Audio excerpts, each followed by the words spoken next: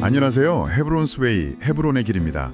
팟캐스트 첫 번째 에피소드를 청취하러 오신 여러분을 환영합니다. 네, 반갑습니다.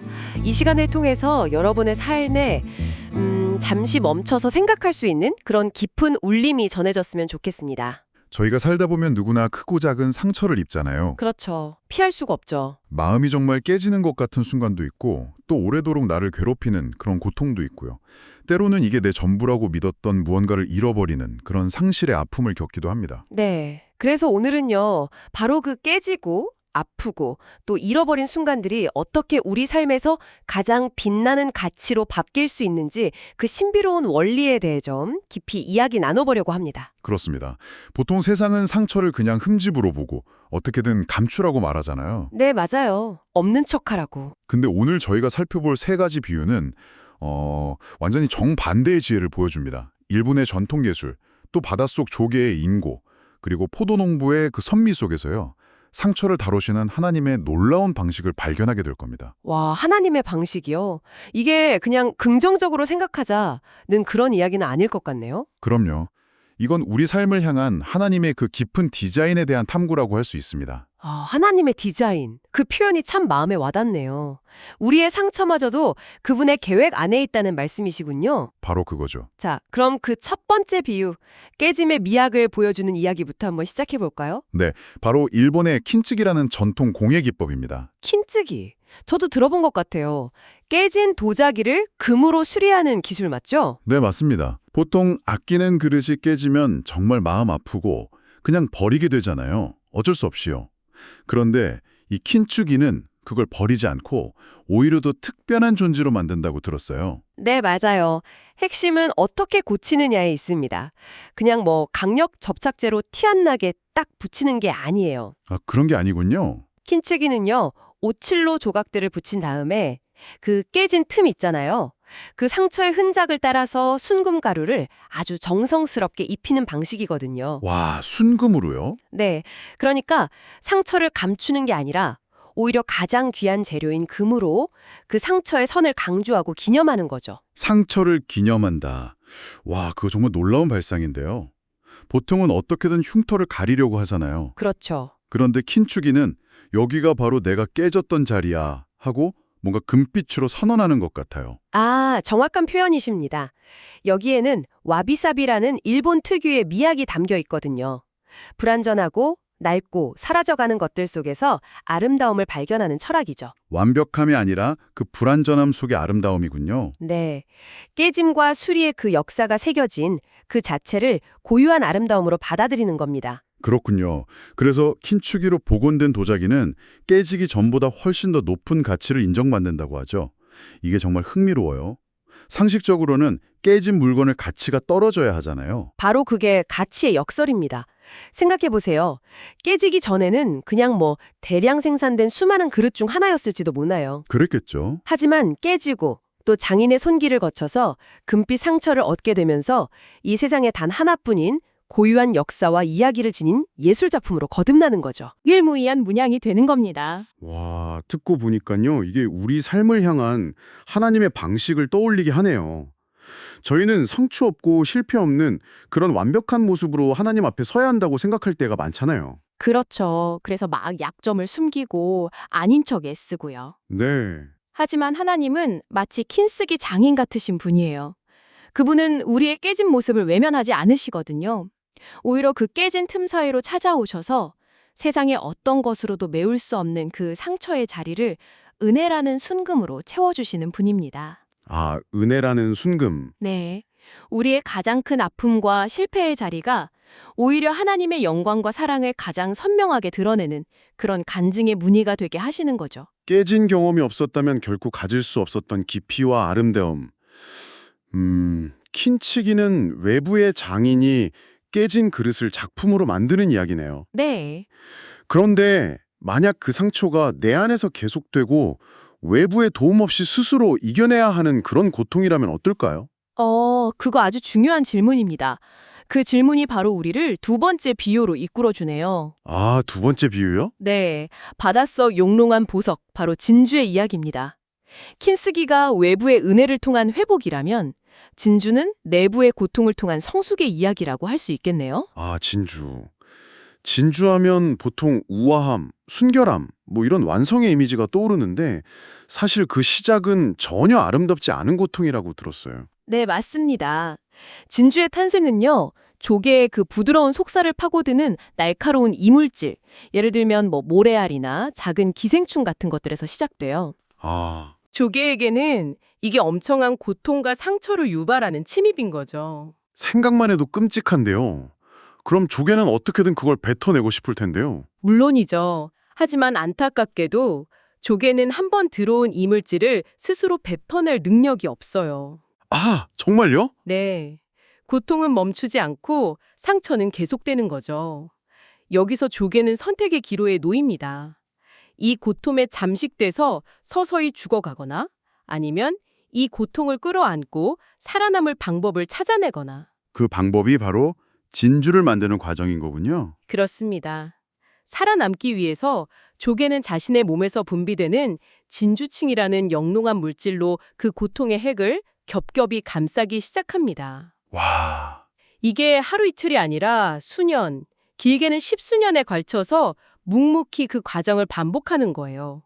상처를 준 대상을 파괴하거나 원망하는 게 아니라 오히려 자신의 가장 귀한 것으로 품어 안는 거죠. 고통의 원인을 자신의 일부로 만들어서 가장 아름다운 것으로 덮어버리는 거네요. 정말 경이롭습니다. 네. 저희 삶에도 그런 이물질 같은 존재나 기억들이 있잖아요. 도저히 떨쳐낼 수 없고 계속해서 나를 찌르는 아픔들 말이에요. 바로 그 지점입니다. 우리는 보통 그런 고통이 찾아오면 하나님 제발 이것 좀 없애주세요 하고 기도하잖아요. 네, 그렇죠. 당장 없애달라고. 물론 그런 기도가 필요할 때도 있습니다. 하지만 때로는 하나님께서 그 이물질을 즉시 제거해 주시지 않으실 때가 있어요. 왜일까요? 왜 그럴까요? 바로 그 고통의 핵을 중심으로 영롱한 성품의 진주를 빚기 원하시기 때문입니다. 성품의 진주요? 네, 그 고통을 믿음으로 인내하고 감싸 안는 그 시간을 통해서요. 우리는 이전에는 가질 수 없었던 깊은 공감 능력, 인내, 온유함, 그리고 무엇보다 하나님을 향한 절대적인 신뢰를 배우게 되는 거죠. 아, 고통의 시간을 통과한 사람만이 낼 수 있는 그런 영롱한 빛이죠. 이걸 꼭 기억해야 합니다. 만약 처음부터 그 상처와 고통을 주는 이물질이 없었다면 진주라는 보석 또한 결코 존재할 수 없었다는 사실을요. 고통이 없었다면 보석도 없었다. 와, 이건 정말 우리 삶의 고난을 바라보는 관점을 완전히 바꿔놓는 말이네요. 그렇죠. 깨진 상처를 금으로 채우고 내면의 고통을 진주로 만들어내는 이야기까지 나눴습니다. 그런데 때로는 이런 상처나 고통이 아니라 명백한 상실을 경험할 때가 있잖아요. 상실이요? 네. 사고처럼 닥치는 게 아니라 뭔가 누군가에 의해서 의도적으로 무언가를 빼앗기는 듯한 느낌 말이죠. 맞습니다. 깨짐과 고통이 좀 수동적인 경험이라면 지금 말씀하신 상실은 능동적인 잘림의 경험에 가깝습니다. 이것이 바로 우리의 세 번째 비유, 포도나무 가지치기에 대한 이야기입니다. 아, 가지치기. 포도 농사 짓는 분들을 보면 봄이 될 때 멀쩡하게 잘 자라고 있는 가지들을 그냥 가차없이 잘라내시더라고요. 네, 그렇죠. 처음 보면 좀 아깝다는 생각도 들고요. 그렇죠. 잘려나가는 가지의 입장에서는 정말 마른 하늘의 날벼락 같은 일일 겁니다. 자신이 뭘 잘못한 것도 없고 나름대로 열심히 자라고 있었는데 하루아침에 나무에서 잘려나가니까요. 네, 이건 뭐 거의 죽음처럼 느껴지는 폭력적인 과정일 수도 있습니다. 겉으로 보기에는 분명한 손실이고 아픔인데 도대체 왜 농부는 그런 일을 하는 걸까요? 만약 가지치기를 하지 않고 그냥 그대로 두면요. 나무의 영양분이 온갖 불필요한 가지들로 다 흩어져 버려요. 결국 열매는 많이 열리지도 않고 설령 열린다 해도 작고 시기만 한 상품 가치가 없는 포도가 열리게 되죠. 선택과 집중이군요. 모든 가지를 다 살릴 수는 없다는 거네요. 맞습니다. 농부는 어떤 가지가 진짜 좋은 열매를 맺을지 알고 있거든요. 그래서 과감한 잘라냄을 통해서 나무의 그 귀한 영양분이 흩어지지 않고 남겨두기로 선택한 가지에 집중되게 하는 겁니다. 그렇게 집중을 시키는 거군요. 네. 그 결과 이전과는 비교할 수 없을 정도로 훨씬 더 크고 당도 높은 포도송이가 주렁주렁 열리게 되는 거죠. 그렇다면 이 가지치기가 벌이 아니라 오히려 더 큰 풍요를 위한 농부의 사랑과 지혜가 담긴 과정이라고 봐야겠네요. 바로 그것입니다. 그리고 이 비유는 요한복음 15장에서 예수님께서 직접 말씀하신 내용이기도 해요. 내 아버지는 농부이시다. 열매를 맺지 못하는 가지는 다 쳐내시고 열매를 맺는 가지는 더 많은 열매를 맺게 하시려고 손질하신다. 아, 여기서 주목할 점은 열매를 맺는 가지를 손질하신다는 거예요. 정말 중요한 포인트네요. 저희가 뭔가 잘못해서 벌을 받는 게 아니라는 거군요. 네. 오히려 하나님께서 우리를 통해 더 귀한 열매를 맺기 원하시기 때문에 때로는 우리 삶의 어떤 부분들을 정리하고 잘라내신다는 의미로군요. 그렇습니다. 우리 눈으로는 도저히 이해할 수 없는 상실일 수 있어요. 건강을 잃거나 관계가 끊어지거나 재정적인 어려움을 겪는 일들 말이죠. 네, 많죠. 하지만 최고의 농부이신 하나님의 시선으로 보면 그건 우리를 망하게 하려는 게 아니라 우리 영혼에 더 풍성하고 아름다운 성령의 열매를 맺게 하시려는 사랑의 손길일 수 있다는 겁니다. 오늘 킨치기, 진주, 그리고 포도나무 가지치기라는 세 가지 이야기를 나눠봤습니다. 전혀 다른 분야의 이야기 같았는데 듣고 보니 하나의 거대한 메시지로 연결되는 것 같아요. 그렇죠. 네. 우리 삶의 깨짐과 고통 그리고 상실을 다루시는 하나님의 방식에 대한 그림이 좀 그려지는 것 같습니다. 네, 맞습니다. 이 세 가지 비유는 우리에게 정말 중요한 사실을 알려줘요. 하나님은 흠없고 완벽한 상태의 우리를 원하시는 게 아니라는 겁니다. 오히려 그분은 이미 깨지고 상처 입고 실패한 우리를 찾아오셔서 일하기를 가장 기뻐하시는 분이라는 거죠. 킨치기 정인처럼 우리의 깨진 틈을 은혜의 금으로 채워서 이전보다 더 존귀하게 만드시고 네, 그리고 진주를 품은 조개처럼 도저히 사라지지 않을 것 같은 그 고통의 시간을 인내할 때 그 안에서 영롱한 성품의 보석을 빚어내시고 그리고 최고의 포도농부처럼 당장은 너무 아프고 이해할 수 없지만 더 풍성한 삶의 열매를 위해서 우리 삶의 가지들을 친히 손질하시는 분. 이것이 바로 우리를 향한 하나님의 사랑 방식이군요. 그렇습니다. 그래서 우리의 상처는 더 이상 부끄러움이나 숨기고 싶은 흠이 아닌 거예요. 네. 그것이 하나님의 손에 들릴 때 그분의 사랑과 능력을 증거하는 가장 강력한 구원의 흔적, 영광의 상처가 되는 것입니다. 금빛 킨치기 무늬처럼, 영롱한 진주처럼, 그리고 풍성한 포도 열매처럼 말이죠. 오늘 이 이야기를 듣는 분들 가운데 각자의 깨진 조각과 고통의 핵, 또 잘려나간 상실의 아픔을 안고 계신 분들이 분명 있을 겁니다.